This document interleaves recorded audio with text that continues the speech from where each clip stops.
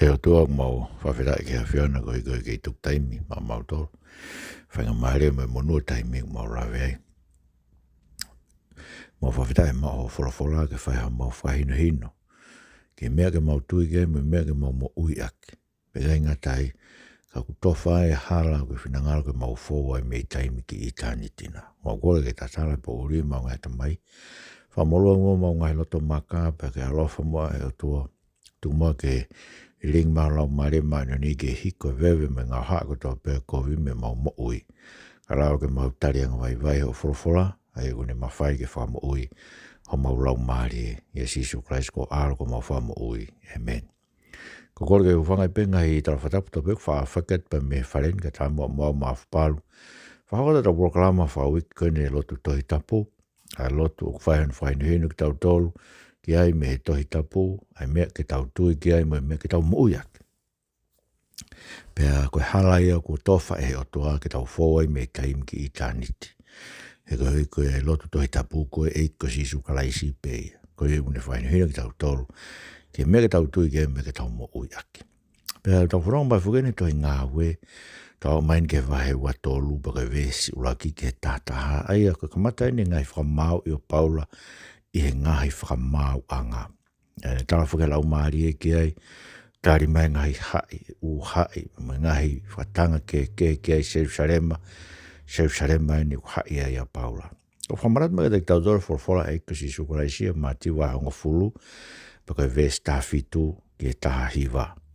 Tarange si isu ke ne kawako, mō tokanga koe he awi ki mō tolu ke ngahi whatanga pe e tā i ki mautolo he ngai whare lotu, pēr ko hiko ku hua wha, te mautu he ao e kau ko vāna mo e ngahi tui. Ka e whainga maari e ke mo whamo oni ke sentaire. Pantaranga te ki nautolo. Taimi ko e te naupoke e ki mautolo, te mo hoa ke mea ke maurea ake. Pe anga whewhe ho maurea i ho nau ao. Ko he atu he lau maari e te ki mautolo, ai ngai mea te maurea ake. Folofola e tau heki. Kaike, koe Ngaue he watolu, vesi raki ke tata utau sio ai ke Ngaue koe ne lau maari e ne whaino hino a Paula i he ao e hongo mau mawhai koe. Ai koe mau mawhai raki koe centurio loma koe i ki tau loma e koe ne tohanga ne tohanga e merino a Jerusalema tau behe koe taki tau ia. Koe ia mene kau tau na nau tohanga e nau tau he merino koe Jerusalema. Na puke a Paula a whakahuko e na nau mana wasi he. Mea koe na e hoko koe tempare pa mo Jerusalema na ilo angeka si pe ilo foko loma Paula.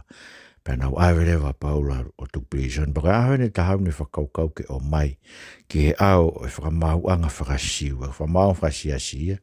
Ai koe mawhai whakapuritikare e whanga mai e ki tau loma. Moe mawhai whakalotu koe whakatahanga whakalotu koe santarimi. Koe whamau anga whakalotu ia koe ahasi utua Paula i pa koe wahe ki konga koe ne wahe watolu Ngaue. Vesura ki ke tātaha. Eia, o tau seo kono whakarea he lau maari e. Mono whainuen he lau maari a Paula he lotolotonga. Ai fu whakatahanga koe ni. O koe ngai whakaukaru e whaa u tau mau mea. Kono ula ki pehen. Neonga tuku aki ko via ki tau tolo tau ngai whiri. Kau ata ata mo be tau Konisenisi he ko fai e tau Ngaue ke kosperi i he ao oi otua pea ki he otua. Ia vesura ke he wa o Ngaue he watolu o pe he ao e taha. Me he ne fie ilo pe koe hanai ai mea o tātala ki ai e ka kaisi ukoia na ne vete angea o ne whekau ke whataha e ho e taula e ki mo santari mi katoa. Pea ne o hifo a Paulo a fuatu i ho nau ao. Pea sio whamama o Paula ki Santa Rimio ne tokpehe. Kainga matapure. Kua weni u ata awito ho Konisenisi. He kua u whai e ku Ngaue whakafonua ki he otua. O au ke aho ni Folofola tau eiki. Whawhetai pegi otua. Aia. Tu he awe whatahanga koe ni. Santa Rimi me whatahanga e ki tau loma. Sio whakamama a Paula ki whatahanga te whire Santa Rimi, ko he koe tuke whatahanga ina e toko lahi, whatahanga ko haa siu. Tau siu ke toenga koe ni, Santa Rimi na ia e on whaahi la lahi uai koe sātusi, mai whāresi, te tau tuku wakai ki ai, hoko te petala noa koe ni. Kau seo baoraga nau tau bantarangu, ata au bito Konisenisi. He go whai, Ngaue whakafonua ke o tua, o au ke ahon. Mai na wit peia. Koe ngai mea whukina nau hanga e puke a paula, koe ngai mahalo COVID pe.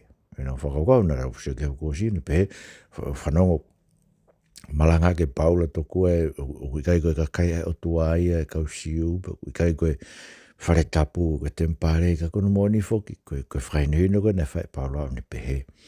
Koe siu mo oni, e whainihino e loma wahewa, koe siu mo oni, koe siu me loto. Tō tahu kamu no lau maari e, ai koe ne winga foki e kamu e lau maari e, tu usi e konga o e kakano me no lau maari e. Koe uhika e no o no lau maari e, ke eiko si isu kalaisi, ai koe wharea mahino taha beia, e pehe kamu i loto. Tu usi e ngai mea e kakano me no lau maari e, kai hai no lau maari e, ke eiko si isu kalaisi, koe uhika na taha. Ke mo uia, ka me lo ga paula, ko kei koau o mo uika ko Christ mo uia te ko mena fo man malangai. Ko siu mo ni ko siu whakatua sino. Ko siu whalau mare ko kai ko kamu na loto. Ko mena Folofola ke to whakamotu a pe te utalo nome ka upalo fita e pa fema he o to ke kamu na loto ko kamu tu asino pe. E ngata ko tempare malangai paula. Ko tempare ko ke afio to he fare ulanga e ni matangat tempare to ko no kakai afio be to ai no kakai fe do we no ka mena ne paromese fo kamotua ne afio i no kakai pa ko lao o le lebe lao ko ke lava e lao e ke famo i tauto kono uinga ko me e lao fai kono whakaha e tau wanga hala pene hanga whamara ia e ki tau tolu e tau he lao ko hiwa ke lawa he tahe ke ne tau he lao ke hao hawa mi whemau e o tuai ke tau hao hawa uko ke whemau pe ke tau he lao e nima me whekau e hongo fulu mure mamau peko whekau e ono me whekau e hongo fulu mure me whemau e o tuai ke hao hawa tau he hongo fulu me he hongo fulu tu mai se miska pa de ke tau he hiva koe ke mau e tau ke mau ko toa lao sio ko pare mai lao ko ke tau lao e tau ko me lao na fai ko no whakare o ki tau no whahino ki tau ke tau ilo e tau mala ia ke tau hola ka Jesus Christ ke tau ko meta mahino en ko na hinga no puke ia he whango whai ko na kau siu o na o mai ko ata ko ni so paula ko men ko whamata ko me ena ne malanga'aki kei ne whai iha mea kuhala, ne kei ne malanga'aka ko speri kuhala, ko me bena ne tala, ko hoko mai honau misa ia ko Christ, whakakakato ai lao. Mea katoa peu whai, ne hanga e lao, whakahalai ki tau tolu ki ai, he kono moni unau ilo toa pe, whakahalai ki tau tolu, patapamu tau tolu pe koe ni, hanga e lao, whakahalai ki tau tolu. Ko whakatonu hia ki tau tolu he whakamore mōre o mao he eiko si iso kai. Soko ko mene ne malangai. Na malangai e anteo ke koe pistia, ne malangai ke tohi karetia, tohi loma. Ko ne malangai whakatonu hia ki tau tolu i he whakamore mōre tau mao. Ko mea tau tui ke eiko si iso kai. Kai ngatai, ko e lao, ne ke pe paula ko vela, ne pe paula loma o e vitu, le lei pe lao ia. Ako pare mai lao ke taim ko toa pe ku, o mai e whekau. Ana whakatata ko ne pehe foi whekau ko pehe o e manu ko ne tō mai be foi whekau ko ia ne whakatupu e to loto e fie manu ko no uhinga ka inga ke te ke mo ui ko i ho pehe te ke whai lelei te ke whai ke hala more ke mama na ilo e bosto ko mena whehi e kai ko nia paula ko tanga na do he ke mo ui mutoro mo Ngaue he siasi pe ko mo ha mo whai Ngaue lelei whai koe kakai to ko ke na lotu na to na pe o te whai lelei pe ko ala ke lotu fua ka venga pe ne ka kai pe na tauhi ko gula clash aho e go he tam na whai kau ako i whalot saione ko kakai e siasi ko i kolo motua una me o se si pe kia taimin ke na no to ke lotu ko na fua ka venga me so ka kai na pe he kai mo ui da to fua ka venga so ko hinga me na mlanga ke paula kai mo ui da tau he lao pero me ke tempare o ke afio ko ke no foi o tu afare ulanga he nima o tangata o ko afio tu ai te tau tolu ko ki mo tolu ko tempare o me ne mlanga ko paula ia la colinto ne fraino ka kai ke aia ko me o pe paula o ata o Konisenisi ko rea kai mo ni ke te mo ko mo vea ke te au ko he mo mau hala ho mo mau ke Folofola pa pe mau beta mo tu amalanga te ke gospel Rodo rea ke gospel ke kai fihia kai ke tau tau ko he no pe na tau o hala e nau mau na to ke mea ko tau na rea he wike ko hiri ke e akapulu sa pate koe na tonga koe na tau fo'i ai na sa ia ubide fo'i tau timi koe he na lot peo ke fo'i timi koe ui koe ke sa ia he tau mau ai akapulu sa pate ko haga bana e tala he kau komiti na tahangi a seria e ba mu mo de poini e rei de mo akapulu mo te sa pate he koe whanua tonga koe whanua lot o tapu e sa pate i tonga tangata tu e mau konis tu tone sio Hau kuinga ke tau tu da te mo ni ko te Folofola ko Paula. Ke tata tau Konisenisi sio. Ta mai tau tolo fai be fu me ka kai tai tu o tua be me. Ka kai ko na ai tore na to ke sa pa te ko au na ai tore na to na fia na o sio he akapulu me ngai me pe tau he ki tau to ke ai.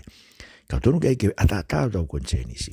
Ai ko na ra de po Konisenisi ku le ke me ko ia na be. Na tonu ke akapulu sa pa te to ngai. Ka uhe tu peto e tapu me kon tu tano kei. Tala mai ka kai ni ero whaka Konisenisi. Tu koe lo ia ko ngā koe ka mea whaka Konisenisi. Koe mea ko tau pe, ko tau Konisenisi, po uri tu ue hea ngala. Koe ke ilo tau Konisenisi to mea to tonu ke tau whai. Koe mea tonu ke whakaino hino, pa bai te ei whaka Konisenisi, ke tu ni koe mea tahati tu ni mea e whe paki mau be tau ngai whai tu ni, sio? He koe ke tatau e tau ngai whai tu ni tato. Koe mea wanga he o tua me i tua ne mama, o mai whaka mama tau loto, ne tala mai utape sa pate. Pa tau tu kurewa tau mea, koe pe ngai mea kungo fua sa pate, koe ngai mea ke whare maha ki me kau polisi, mu pau ke lere ngai mea, koe ngai mea tu mau. Koe ngai mea kehe koe, ma kapulu e sa pate, kai ke koe wengo tānoa ke ai. O ton ke tatau tau Konisenisi, tau rea ke Folofola, toko mena tatai Konisenisi o Paula. Koe heu tala mai, e pelua he ngofulu e sta wha. So koe whai lau koe taha koe akalaisi. Na ne hanga whakahao kai ko toa pe, whai hana whakahao i. Koe hui, ke tau lava e ki tau tolu, whamaa tau Konisenisi ai, ka tau lava tau hiki he otua mo ui. So ke mea mau inga pito ia, ke te tau tolu. Kono wa, neongono ngahi ko via ki tau toa mama koe ni. Kau whahino hino e toi tapu aanga, e tau whawhianga i kia te ki nau tolu, nau ngai ko via ki tau tolu. So, okay, ko mea wata tai Konisenisi o Paula, he ko toi tapu beu ne whahino hino, aanga e ne whawhianga i, ke ka kai kou ne hanga unohanga whakatanga i. E whanong koe ves tolu ia ke he nima, o Ngaue, wahewa tolu ai o pehe. Pe whekau he taura e klahi, ko ana naia ke te ki nau tolu na e tu ofia i, ke nau tā i hono ngutu. Pe beherewa e Paula ke teia, ai āwari hina. E tā i koe he otua, ko ho no whona ke whamaua o whatatau ke he lao, ka ke whekau ke tā i au aia o tapu i he lao. Pe ko ki nau tolu na e tu ofi mai na nau pehe, o pehe koa ho o ngauhi, ai taula e ki lahi o e otua. Pe tāri e Paula, na i kai te ilo ka inga koe taula e ki lahi he kua tohi, e i kai te kere a kovi ke pure o kakai, Folofola tonu tau e ki. Whawhetai weke toa. Ai, mo sike mene, na tua Paula he ao e kau, e fu whakataanga whakalotu koe. Whakataanga u whataha koe whenenisi koe na siasi. Pea whekau he taura e ki lato, pea koe Palestini e ki tai. Ahono, koe mea maho inga he ni. Koe neongono ngai ko via ki tau tuka. Koe toi tapu beu ne whainui na anga tau whawhenga. Tange Paula, koe lao, o kai ke ton ke tai, tapu hono tai, ton ke whakamau ke ilo. Pe oku tonu hia, pe oku halaia. Koe lao ko tutonia, o mai kau whakamooni, tu talano vai tahi wa, o mai whakamooni taha pe ua ke ilo ke whakamooni, ne ia e kou na e whai. Pe toki tau tere, so te kai ke whakamau ia. Ko mahino pe ke taura e ki lai koe whehi a pe ia. Kia kia Paula. Tutonia ke roi, aia, ka koe mea o mahu inga he. Koe rea Paula ke tangata ke ne ilo ke taura e ki lahi ia. Awa ne rea ki ai, o whakahino me mea tu he Folofola, o ton ke whai whakatoi, ka pau ko whakatanga mo tu e lotu. Ton ke whai whakatau ke tohi tapu ho mō mea. Whakamau ke ilo pe tonu hia, pe halaia, pea toki tau tea. Sio kage, pea, o mai rifo ke rea koe, me venau tāng ki ai koe koe taula e ki lahi ai otua. Pea toi lea pia paula toi tapo. Kai ke uilo, he utohi, he koe isoto vai ua he kai, te ke rea kovi, ke he pūre aho kakai. Ka muso koe mea mahu inga hen. Koe tohi tapu ne whahinu hinu tau toi anga tau whawhea ngai ke kakai no whatanga i tau tō. Ora moni ko meu tamai sisu tau lotu mana o tō. Tāpua ki nau tō. Ai ko kore mau bege o toai kakai unau lau kore mai ke te au mwhai ngai whakatanga. Ko kore hanga o tō anga rot whatau mara ke te nau tō ke nau tā whoki ke o tua. Ko ike nau hao me heri. Ko tamoa tō kone ki mou no. Tai misi ipe. Ko tau moi koe mao be tano gasi e misi. Pea osi. Ka museo koe ne ospe tau moi. Mahina me tāno koe na whai koe si isu koe te taivas mo la sarosi. Tangata koloa ia mo la sarosi. Koe tau mate pe koe ne ospe tau te whainga maari ke toi ke whapawoi tau mo ui. Oku tau tonu hia he ao e otua. Ko tau whainga maari taha pe koe ni pe. Pea ko mawinga reo pe tau tu he ao hanga koe ke whakahino ki tau tau. He tau tau he tau ngahi wā. Tau tau whito ka kai he tau ngahi whito. Kai whia mga tek tau tau. Kono moni ko urea pea ngai mea koe ni ki he ngai mea hanga koe whakaso tō māmwe. E ka wai whekau me to tisi. Nau pōpō ke whakaso tō mā. Ka koe ke whia ka tek nau tō. Ko mea whakaori ka teo koe. Tai mua ko shea ka nau tō. Pōa wheta ke mau whiloaki. O nau te a whet no tō me taha whupō. He nau hola na tō me teo. Ko whaam ke nau roko ki. O wai ke te whia ke tangata. Mea ke ne ako naki aki ko iu te whia ki ai. Te rea ake mea ko ke te whia ki te ke tangata. Ai ko whaama be ke pehe. O se ke he tonfo ke atabe ho to Konisenisi. Atabe to Konisenisi. Ko i he ko te rea o ku whai ko rea i he Folofola e otua. Ngai pe ko mani whai paula. Une rea o whainu hino Folofola e otua. Ke kakai uno hanga. Ai ko veu mau inga mea kon. Te vea paula ke he. So ko tangata mau inga nia e siasi. Ko e āwari hina. E mande fuke āwari hina. Hina tu aia. Ka koloto whonu i he kovi. Ea, o toton ke siwi. Wake ngata pe kau take siasi. Ka tau moe tau tolu. Ko mea koe whakairinga le rei pe. Whamatamata le rei pe i tu. Ka koloto whonu e kovi e tau loto. So koe tahe ngai mea koe whai whakatu a sino pe lotu. Whai peke sio e kakai. Whai peke ngai lakanga. Whamalo ia he kakai. Koe ngai mea whia ke eiko si sukraisi. Kau ton ke tau whawapau e tau mo ui. O koe ke tau āwari hina o hange koe tangata koe. Siung maina putu me mo ui e tangata taki koe ni. O koe ke ne ilo e mea fu. Koe ke ne whakamau totonu. Koe e ne tau tu he sea. Koe sea mo se. Tau la eki la hia. Kai kene whai e whakamau whatatau ke Folofola. Tau ku mahu inga. Parapare mai hain whaku awhi tau kua wai whekau me Folofola ai o tua. Ku mōre eko me ko lau kia malakai. Nei e kovnanite ia a Sihova me kauri vai me kau taura eki. Ke nofo mau e mooni he ngutu e kau taura eki. Ko hike nau lau whawhai ke hei e mea aku mooni me mea aku loi mea aku tapu me mea aku ke tapu. Se ko rea koe parofita koe malakai vai wane pehe. Ko mea ho mo whai pehe. Kai te mutu mau he mooni ke mo rea he mooni. Whanau maa peo. Kusea ko tuia ue ki kau whai whekau ia o nau rea haki no whatoni hai pe nau tolu ia tau saa pate ai. He ko mea lahe ko whanunga reu tamo. O te ke whai whakamau ma. O ke tawhi si sui whai whakamau. Ko hanga si sui whainu hina whai whakamau. Laki toi. Fumaramai a kau me matai fupou. Fupou uila me matai pake toki sio ke maramai a kau koe. Ai koe ne uinga. Le rei peke te whai whamau te whai e loto maulao ko te whakaamu ke whakamo ui. Koe ko te whakaamu ke tuku hifo o pita kakai ke tāmate ina. Ko mea mau ingai a tāta Konisenisi pa whaino hinu me toi tapu. Aianga e tau whawhiangai. Mo e kakai koe unahanga whatanga i tau tau. Aia, e whamatala peo paula kia. Wilo peo paula kono ngai whiri. E hanga e o tua o whaisauni o tua ka tekinatu. Mandu koe Folofola e tua te utalono mai tolua koe whaisauni koe mea i a aku. Le tāna e paula ka Timote o Timote vai whāwes tā whāke tā nima. Ko Alexanita tuki uka mea na lai puti ngai COVID na ne whai ke te au. E totongi e o tua ke te ia. Pa mo koe fok Timote. Ke le ohi koe me tangata koe ia. Koe hui une whawhe paki wheka e tau. Ai o ngongole rei tau malanga'aki. Sio. O ilo be paula mea. Alexanita. Whai peo ke e whai peo toa e to tong peo toa ke e ngai mea teni whai ke te tau tō.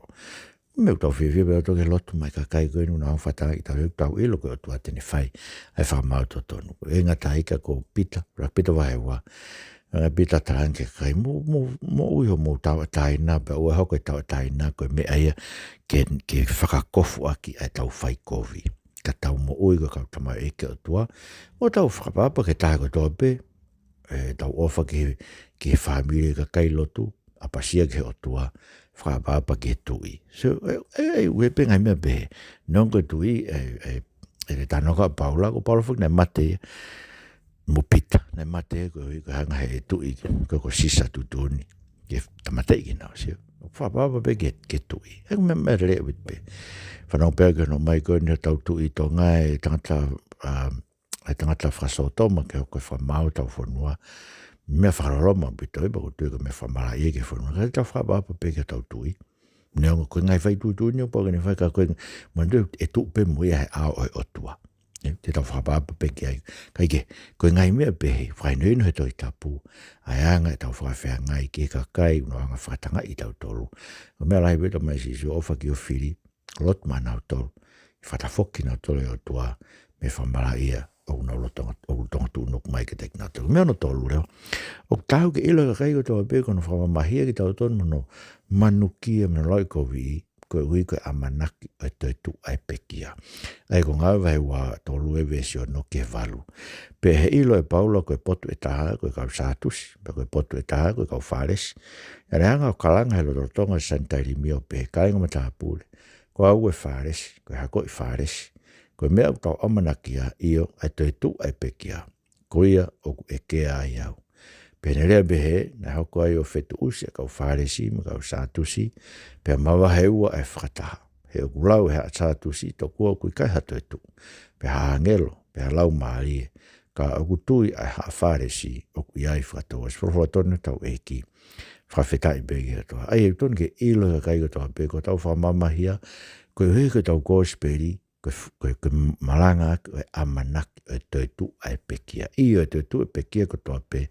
O tau tu e whakamau anga aho tau o tua. Tau noa kia whakahawa he uanoa ve stataha ke tānima. Te tau tu ko toa pe ai pao kina tolu ko toa pe koe ke tu o nau hingoa i he tohi o mo ui. E ri kina to ke anoa fi. Ko hui whainga maari e. Ko hinga ko urea ai ke ka wai whikau nau poupo ke whasoto ma mo ki motolu. O koe ngai sias whasoto ma. Ko ui he koe amanaki o toi tu. Te tau toi tu e whakamau ai o tua. Ko ki tau tolu kon tui ke eko si suka si os whakatoi tu ki tau tolu ta mai paula ia.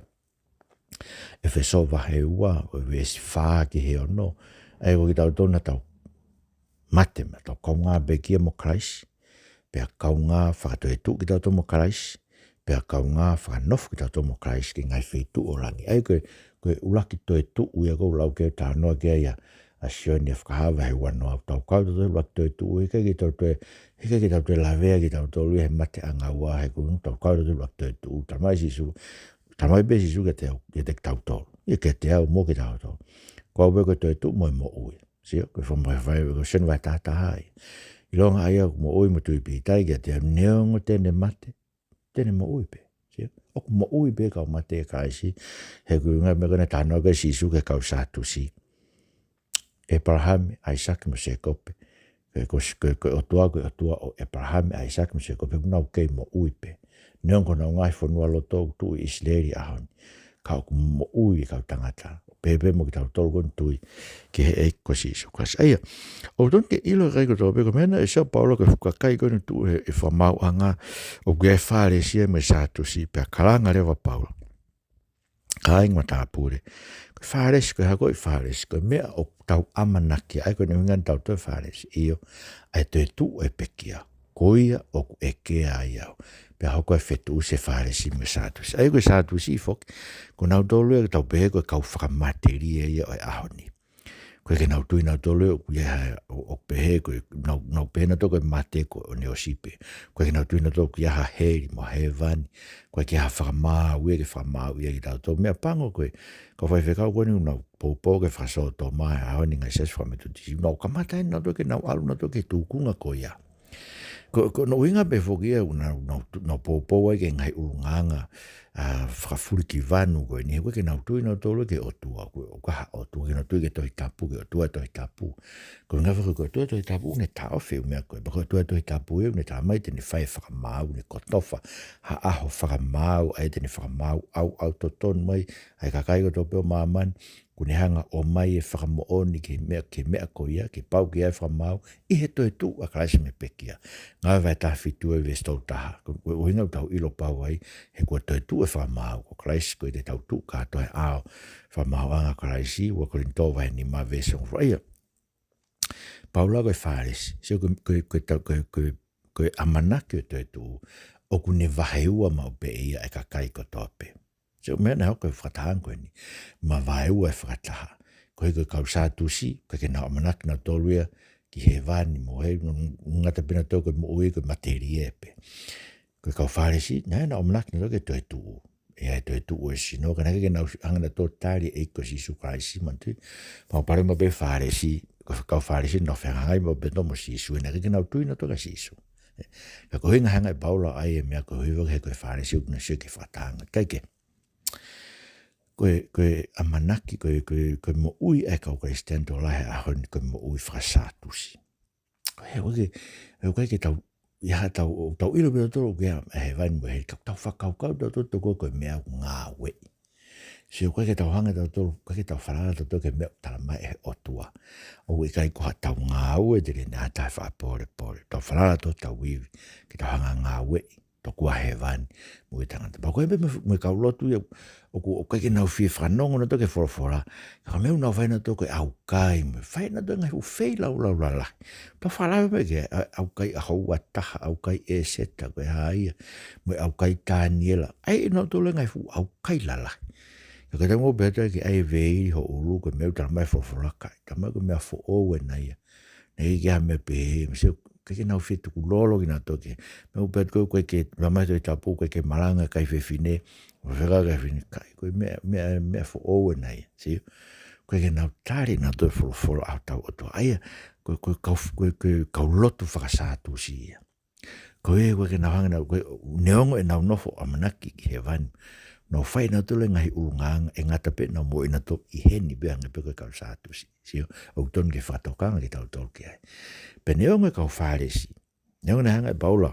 O lau koe whāresi kau whatokanga ki tau toi sisu ki he whainga mo e kau whāresi e toi tapu. Sio, koe fukakai koe na nau o mai ka sisu e loke vai tahaua. Nau tā mo loke kakai he nau whainga mai ka sisu. Patang lewa sisu, mo reo ki mo tolu. Koe ui, koe mea whakatupu e kau whāresi, aia koe māra, koe ni ui ngā ki ai. So koe hano, haunga tāmloke kakai koe whainga mai ke eiko sisu kraisi. Koe tau o ke eiko sisu kraisi, tau o me loto tuku lolo, tau o me loto whawai, tau o me loto hanko mereko petani. Ko whaamu ke tau te vae o sisu o tāria kano tōne ngai Folofola pa tau tuku lolo ka kato ke koe ngai mea koe kau whāresi whatokanke ke ngatai loke vai taha no tangi sisu kau whāresi ko mutoka kai ofa he paanga. Tau ilo pēta toka winga pēta nofa kau whaifikawe han tau rea mau pēki tau toka kia unau mneo unau whea ai ka tau rea pēka koe mea mo oni koe ke tau whea toka kau whaifikawe. O mea mo ni nau nofu he ngai siasko in whasota ma koe koe paanga me whangi monu ia. Ka mea kau whāresi. Mo tola kau whāresi no ofa ke paanga luke vai taha no ve stafa. No ofa ke no whehia nau toi whanong koe ke whamatala sisu.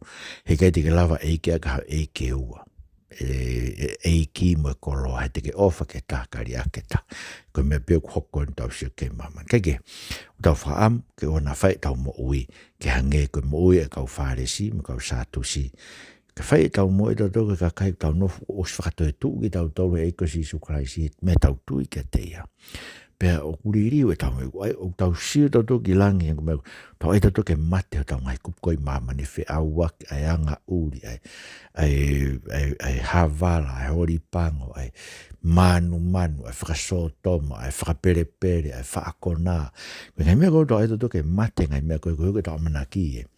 Tau sio whamamau ki he vani ku kau ngā whakatoe tūk tau tolu, pēha mo kalaisi, ko lau ia paula e kolose vahe tolu. Sai ka whakao si reo, He whakau pe he tau he egi enta mai egi me he koe furi pe kene tala tonu a ngai mea o ku kau ke te aga vesi hiwa ke tahataha o Ngaue vahe ua tolu.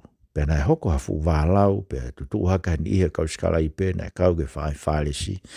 O na tau kawe o pe he wikai te mau ilo hakowi tangatani. Pe nā kōrea ke te halau maari pe ha angelo. Pe he whakalalahi a whetu usi na mana wahe ai egi tau na hae ua a paula e ki nau tolu. Pe nane whekau ai tau ke aluifo awe whamalohi me na lotoloto ngā. Pe ke nau taki foki ke taua, pe he pōko ia nei tu mai e kia ne Folofola ke te o pe he. O e te ke loto si, he hange ko tala tonu i Jerusalema ai ngai mea o kukau ke te au. Pe he foko o pau ke whamatala i loma, ko Folofola tonu e tau e ki, whawhetai pe ke toa aia. Ko e whakawhi pe e kia nta mai e ki me kofuri pe. Ko e kene tala tonu ngai mea kukau ke te. Ko mea ku loto lahe a paula, ko ilo paula hai kai mate ia whetu. Kai orewa ku tak tutuuni e o tuahano taimi ke mate ai. Tu pe loto toa, me fu roto lotonga santari mio rea ai. Sika mena e hoko. Nau hoko e whetu usi, me nau kepa, nau behanga e i tau whahawhina. Mana wahe e tau na hae ua paula i nā tau. E taime tako whapakau kau. Ko tui ka kai kore nau whihia, mo nau i tamai ke ngai mea kou whamatara de proklamani. O nau loto ke nau maua o hae ua whitu tapu hau e. Ka ko e whahawhi pe e ki. A ene tamai o e ki. Ko hui ke hoko ai peho no tala tonu. Pe ko Jerusalema, pe ko Loma. Ai ko Jerusalema ko e whitu uia koe uia kaulotu. Ko Loma ko e whitu uia mamani. Tō whitu. E hanga be he e ki o whakaivia ene tamai o e ki. Ke tala tonu. Ko tau Ngaue u whai. Konisenisi ata. Folofola u whai akon whai nuining tau tolu. Anga tau whiohi mo. Nā mo e whukakai u whatanga i ki tau tolu. Tau ilo tau tolu ko mea ku whatanga i ki tau tolu. Ko mea ku tau Konisenisi. Ko ka mea kovna tau whai. Ka koe o ngongo lelei o e amanaki o te tu ai pekia. Ko ia ia uhinga no whatanga i mono whia ni kina ki tau tolu. He ka kai no whia mai ke te tau tolu. Bega ingatai. Tau ilo lewe tau tau tau he ki me ko ke uhinga be te tau hawa i be. Na si ai be taimi. Ka koe tok tu tuun pe e o tuai whetu mo e taimi. Ke alua ene tamai o eki. Koe ke behege tutu ni hatapa na mo ngai maki whakasino kanisa mo e hawhua ngai maki whakamate koe ni. Koe ke nau tutu ni nā tui taimi ke mate e tamai eki a eki. Tutu ni behe eki e ku whiunga ho Ngaue e apake hikmai koe ke marolo angata. Aia, koe mega ne whamatala ke a paula koe o timote vai whawe stahano ki tā walu. Ne lua ki tu ko whamatala koe Loma. Nā kai ki hatahai e hao ke tokoni. Kana e tu e eki ono ta whaaki o whakaloto lahi mo whakaivia ia. Koe wike o ngona ia te ia, ai kōsperi he kausentai. Pea nai whakahawhia, me ngutu e lai oni. Ai nai whakahawhia, ne raktu u whamatala, toi ne tu hono ua. Pau ne ilo be ia e whakahawhia e he otua. Ne lau e koe vestavalu, koe e ki bete ne whakahawhia o au kene ave hawa, koe no pure angata. Eo, na tāmate ia e sisa, nelo sisa. Ka nai ave hawa ia. E ki kano prangata pe bebe mo ki tau tolu tau tuai mo oni ko spe ne ngai tamate ki tau tolu ne ngai lote ka kai ke hae ua ki tau tolu kai hau whak pe ki tau tolu o tua ki hono taimi tau tolu eik mo whawhetai hoko ke whakaroto lahi bege te mau tolu eik ai tu e apostolo pa ne whainuhino pa whainuhino mai te mau tolu mau loto toa mai no Ngaue a whiana mo ki mau tolu ke mau tu tala tonu e Konisenisi ata mau ilo ko mea ko whaia mau talaka i mono whakasi kaka i mono whakasi tu ai ko hika mau tu e o ngongo le rei o e toi tu ue sinau me amanaki o he vani me muita e ngata mai ke whai whia ngā wen he kai ke hanga hea mawhai e tō mawhi o to e mau mo i ka aua koa whina ngāla e whia nā kua mau Ngaue whai Jesus Christ ko mau whamo ui amen tainga tau whamarau ke programan Katarina tohi me wharen whawhainga maari e programan whamanata tai pe tau orita whawhamiri pongpong me fiaf pongpong pe koe fiaf tānak mai koe tata e ki koe whine e ki ulahe o e kau mātua tangata e ngai mea noa ia ke tānak mai koe whine e ki whanau lau e Folofola pe mo lotu kotoa pe inga tai ka koe aho toa pe lau hao wahe e whao e toi tapu ke ose toi tapu i ho lau hanga hala mo ui te hau ko loto ko le whakamala fi au aki me ngai me ko whakamala Ko le whamamore ke o tua. Ko le ke whakatatu whoke tau mo iro tongo ke iara mau. Marau bito mo mea mai, o wharau te ngotoro ko tōpe, mo mea toa whatu.